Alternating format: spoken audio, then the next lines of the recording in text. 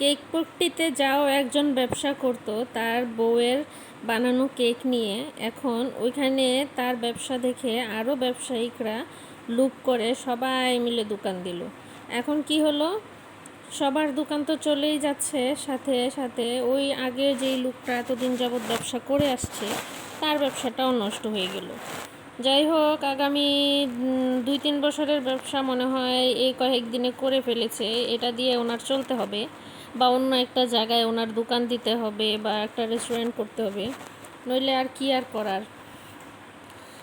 এখন আর বাংলাদেশ তো ভাতে মাছে বাঙালি নাই, এখন সবাই কেক খাওয়ার পিছে লাগে। কিছুদিন আগে আবার গরুর মাংস, 1 পিস গরুর মাংস, 1 পিস আলু, একটু ঝোল, এটা দিয়ে ভাত খাওয়া ছিল। ও তখন তো বাঙালি গরুর মাংসের বাঙালি হয়ে গিয়েছিল। এখন সবাই কেকের বাঙালি হয়ে গেছে, সবাই শুধু কেক খায়। যাই হোক, আমি তো আর ওইদিকে যেতেও পারলাম না, কেক খেতেও পারলাম না, শুধু দেখলাম আর এনজয় করলাম। সবাই খাইছে, সেটা দেখেই মনে মনে ভাবলাম হয়তো বা মজা হয়েছে বা খারাপ হয়েছে, কিছু আর করার নেই, দূরে থাকি আমরা।